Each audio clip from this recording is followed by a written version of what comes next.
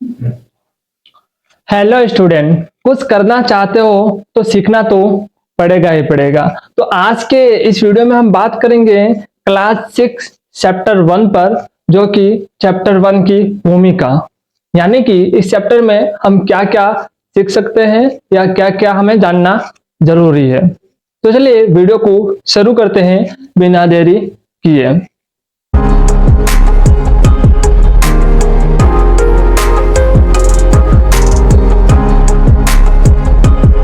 अब वस्तुओं को गिनना और भी आसान हो गया है।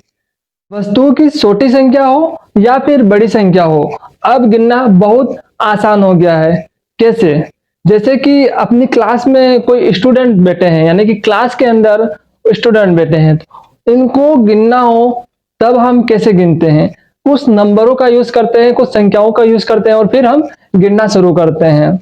ऐसे में हम बात करें अपनी क्लास के अंदर स्टूडेंट को गिनते, जैसे कि 1 2 3 4 5 6 7 8, इस प्रकार से हम क्या करते हैं, स्टूडेंट की गिनती करते हैं। ठीक है, तो यहाँ पर गिनती कहाँ से शुरू हो रही है? कुछ संख्या है जिसके माध्यम से हम गिनती कर रहे हैं। तो हम क्या कर सकते हैं कि जैसे कि रोड पर गाड़ियां चल रही है तो उनको गिनने के लिए भी हम संख्याओं का यूज करते हैं, या फिर हमारे घर के अंदर माँ रोटी बना रही होंगी तो भी हमें कभी रोटी को गिनना पड़ सकता है, तब भी हम क्या करते हैं, संख्याओं का यूज करते हैं।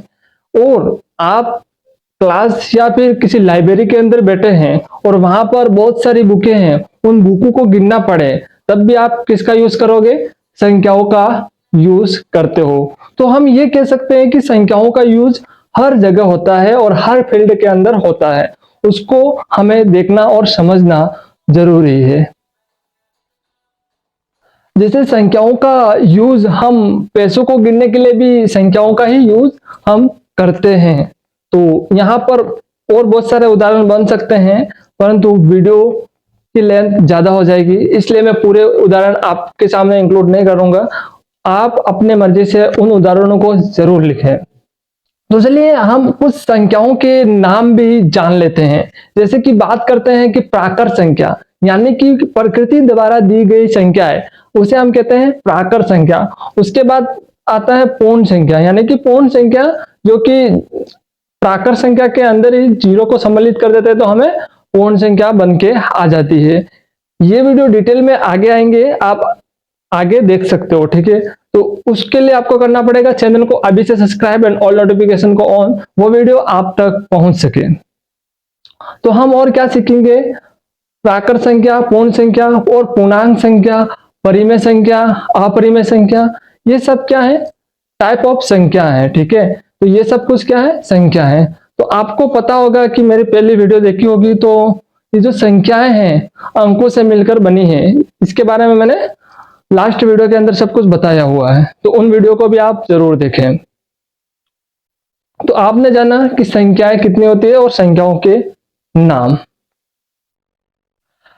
ऐसा नहीं है कि हमेशा से लोग बड़ी संख्याओं के बारे में जानते थे। हजारों वर्ष पहले लोग सिर्फ छोटी संख्याओं का ही यूज करते थे, यानी कि जो छोटे नंबर्स होते हैं उनको ही यूज कर पाते थे, यानी कि उनको इतना नॉलेज नहीं था या फिर इतनी संख्याओं की खोज नहीं हुई थी।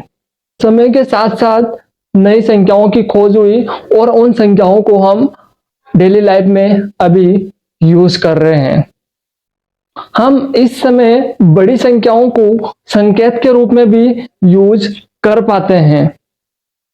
तो समय के साथ साथ हमें संख्याओं की नई नई संख्या खोज होकर हमारे सामने आई और हमने यूज किया। हजारों वर्ष पहले सिर्फ हम छोटे नंबर्स को ही यूज कर पा रहे थे और छोटे नंबर से धीरे धीरे मानव ने तरक्की करना शुरू किया, तो वो नई संख्याओं की खोज कर पाए और आज हम यूज कर पा रहे हैं।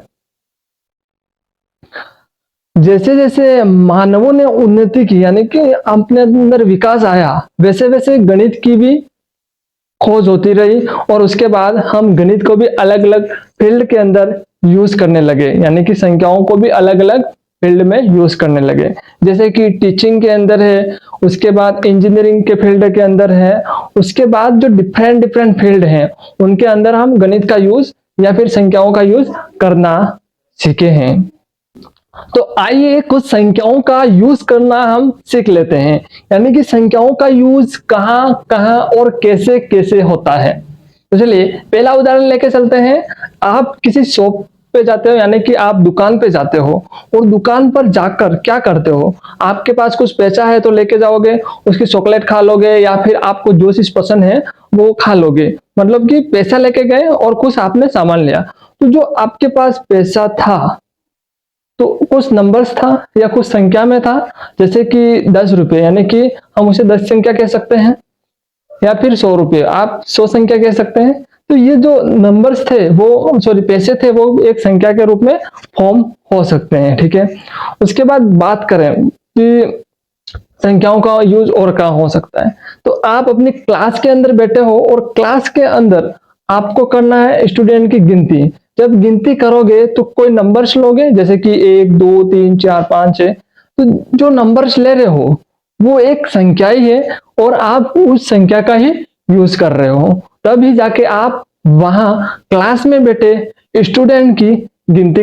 और आपका जो मोबाइल है, इस वीडियो को आप जिस मोबाइल में देख रहे हो वहां पर भी बहुत सारी संख्याओं का यूज हुआ है, तभी जाके एक मोबाइल बन पाया है या फिर आप इस मोबाइल को बना पाए हैं। जैसे कि इसमें बहुत सारे डेटा होता है, जैसे कि आप नंबर्स टाइप करते हो, किसी को कॉल लगाते हो, तो वहां पर भी आप क्या कर रहे हो, एक कुछ नंबर्स का यूज कर रहे हो, यानी कि कुछ संख्याओं का यूज कर रहे हो। तो यहाँ पर भी संख्याओं का यूज हुआ है और बहुत सारे जगह संख्याओं का यूज होता है। वैसे आप मुझे कमेंट करके बता देना कि और कहाँ कहाँ संख्याओं का यूज हम कर पाते हैं। तो चलिए अब जानते हैं हम संख्याओं के बारे में, संख्याओं को कैसे हम सोल्व आउट करते हैं। जैसे कि संख्याओं को हम क्या करते हैं, संख्याओं को हम जोड़ सकते हैं, संख्याओं को हम घटा सकते हैं, संख्याओं को हम गुना कर सकते हैं और संख्याओं को हम भाग कर सकते हैं। तो इस प्रकार संख्याओं के बारे में भी हमने कुछ जान लिया है। सिर्फ ये थ्योरी क्लास है, तो आप देखोगे कि न्यूमेरिकल क्लास भी आ जाएगी जल्दी। मतलब कि मैं अभी बोर्ड पे नहीं करा रहा हूँ, सिर्फ मौखिक आपको बता रहा हूँ, तो समझने की कोशिश कर। तो फाइनली हम एक उदाहरण लेते हैं और उदाहरण से समझने की कोशिश करते हैं कि एक्चुअली में नंबरों का यूज किस प्रकार से होता है और हमारे डेली लाइफ में यूज कहां पर फिट होता है। जैसे कि आज हम एक क्लास लेते हैं और क्लास में बैठाते हैं कुछ स्टूडेंट्स। चलिए यहाँ पर आपकी 6 क्लास है, 6 क्लास के अंदर कुछ लड़कियां बैठी होगी और कुछ लड़के बैठे होंगे। तो मान लीजिए कि आपकी क्लास के अंदर 15 लड़कियां बैठी है और 10 लड़के बैठे हैं। तो आप देखो कि यहाँ पर 15 लड़कियां हैं, तो 15 कुछ संख्या है और 10 भी कुछ संख्या है, दोनों मिलाकर हम जोड़ देते हैं तो ये एक संख्याओं का यूज हो जाएगा। हम यानी कि हम जोड़ देंगे तो कुल मिलाकर 15 प्लस 10 कुल मिलाकर कितना हो गया, 25। तो उस क्लास के अंदर 25 स्टूडेंट बैठे थे। जो 25 स्टूडेंट बैठे थे वो 25 भी क्या है, एक संख्या है। ऐसे एक टीचर भी होगा, टीचर भी उसके अंदर इंक्लूड कर दे तो हो जाएगा 26।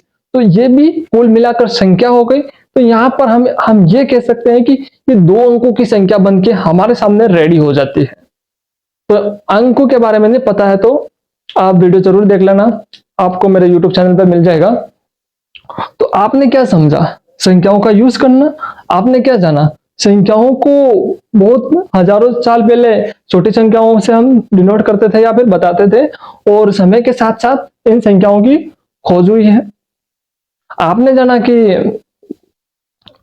पहले से मुकाबले अभी बहुत सरल हो गया है गणना करना या फिर गिनती करना। तो चलिए ये वीडियो आपको कैसा लगा मुझे कमेंट करके जरूर बताना। और हाँ, अभी तक सब्सक्राइब नहीं किया है तो सब्सक्राइब कर देना, और आप सब्सक्राइब नहीं कर पाए तो नेक्स्ट वीडियो आप नहीं देख पाओगे, तो अभी से कर लीजिए सब्सक्राइब। हाँ, अपने दोस्तों को भी कुछ सिखाना चाहते हो तो इस वीडियो को अभी ही शेयर कर दीजिए।